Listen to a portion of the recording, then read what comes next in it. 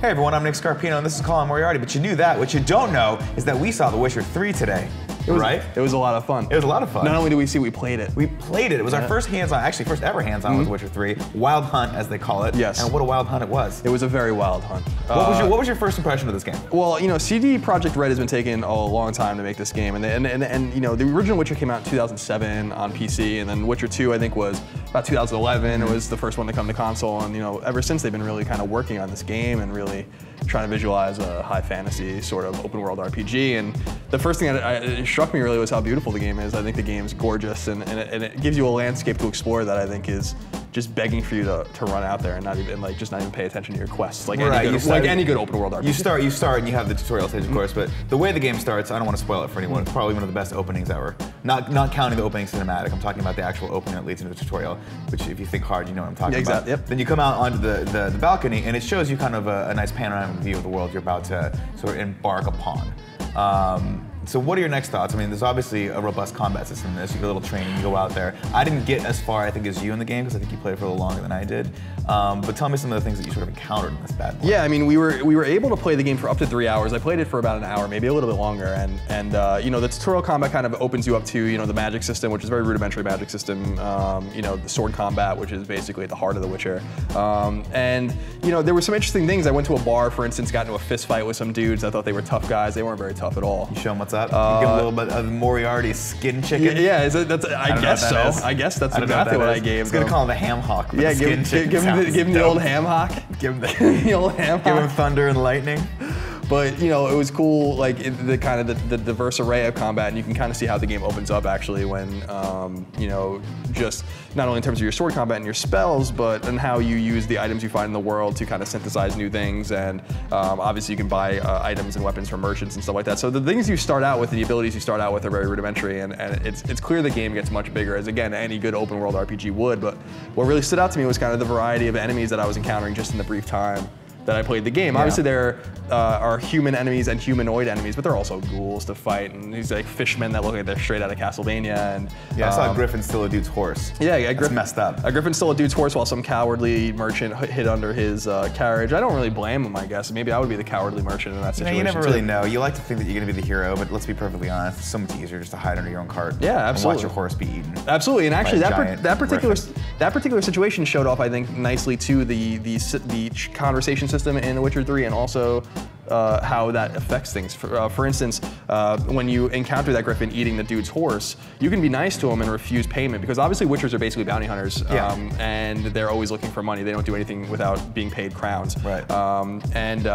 I actually refused to be paid, and he was nice to me and immediately offered up some information about the woman I was looking for, who smells like lilacs and gooseberries, as you're reminded literally 15 times in the first 5 minutes of the game. The first stage is called Lilac and Gooseberries, and if it sounds like there's a sexual connotation to it, there is. Yeah, I can't confirm that. Yeah, actually. I may have made that up. I don't know. We can neither confirm. But I used to call you back in the day when we both worked at IGN a long time ago.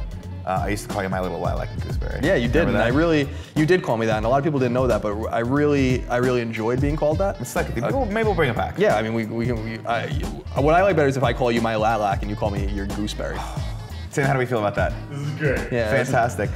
So, I mean, how far did you get? You didn't get too far, because you said to me, you're like, I'm actually excited about this game. I'm going to stop playing because I want to experience. Yeah, this is the way I feel. Not in this world. For years of doing preview events at IGN, the more in-depth preview events actually are the worst for me, because for games I'm excited about, because it's like, oh, play the game for 4 hours and have fun, but it's like, man, I don't want to do that right now. That's not the setting for that, right? I want to, because then I have to do it all over again. The game comes out May 19th, and obviously the game's been kicked back a few times, but you know, they're polishing and optimizing the game right now. And you know, as soon as I got control after I went to a town and I was looking for a woman who smelled like these various flowers, I basically ignored the quest and ignored the side quest, ignored everyone around me, and really just ran into the world. Just to kind of see how big it was. And it was cool. I ran, like, there's a river, you know, some beautiful sand kind of on the riverbank, some guys just fishing. I run across the river, basically ford the river, go into these woods, and suddenly I'm shot by an archer like 2 minutes later. What? I come across these army deserters that are just around a fire in the woods, and I'm too close to them and they're not comfortable, and so I fight and kill them. I loot their bodies, I take all of their gear. Maybe there's a reason why they weren't comfortable with you, Colin.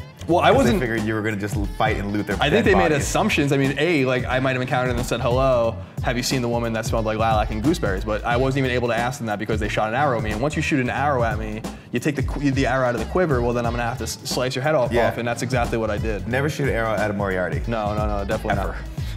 But I'm curious how you feel about this, because you're a man more of cinematic tastes. How did you feel about the presentation of the cutscenes, and which seemed in-engine, and the voice acting? I was actually very impressed with. I was really impressed. And again, I'll preface with I don't go in for open world RPGs. I don't go in for RPGs or open world experiences mostly at all. I like to be on a linear track. I like to know exactly where I'm going. I don't really want to think. I just want to react. But this drew me in. And that first opening cinematic, which was in game, I believe, beautiful. They have the callbacks to kind of where you are now versus where because the Witchers are tracking this woman at the start of the story. It's told well. It sucked me in. You know, if it weren't for Tim came over and was like, "Dude, we gotta go," I probably would have kept playing for at least a couple more hours. Yeah, definitely. And that's interesting. What was cool too, just visually, was the way the sun really shone and illuminated various objects in the sky as the day-night cycle kind of took over. Because the day-night cycle, it seems like it's about a minute every 4 or 5 seconds. So the days actually go pretty slow, and it allows you, I think, to explore the world in a more meaningful way. So when you start and really gain control outside of the opening tutorial at dusk, it really does feel and look like dusk, and I think that's really cool. And as the day progressed, and I went to the pub to get some information on Our Lady, and then ran into those guys I beat the shit out of. Then downtown to Chinatown. Everything. In other words, the world constantly looked different, based solely on really basic things like a really nicely done, well executed day-night cycle. So I'm super excited about this game. I mean, this game's been on my radar for a long time. I think people are eager to play it. I think we expected that it would be out by now, but CD Projekt Red takes their time. They believe in quality, like a lot of great developers do, and you know, give them all the time they need. It seems like the game's basically done, but they're polishing and optimizing it, so that's really cool. So, you know, what's cool too for The Witcher 3 is that, you know, the original Witcher was PC only, and I think it was on like Linux and Mac, and then Xbox 360 got Witcher 2 along with PC and other, you know, computer platforms. This time, PlayStation gamers get it too, and I know you played it on PS4. I played it on Xbox One. It's also going to be available on PC, so everyone's going to be able to get involved in The Witcher 3. Because candidly, I never played the other Witcher games. And by all accounts, from people that are fans of the series, they're really excited about this one too. Yeah. I mean, obviously, we just scratched the surface of The Witcher 3. There's probably many more hours to come of goodness from that game. Colin, thanks so much for hanging out with me today. Thank you for having me. Final question for you. Yes. Do you think we can get these chairs and these furs back to the studio without being noticed? I think we can. Let me answer that question in 2 different ways. Can we get the chairs back to the studio and the fine pelts here? Yes. Oh, sorry. Yes. Beaver. Can we do it without being noticed? It's unlikely. The other question I want to ask you is, do we care if we're seen? And you know, that remains up in the air. Well, Colin, it's been a pleasure as always. Everyone out there, stay tuned to Kinda Funny Games. Make sure you subscribe for more goodness.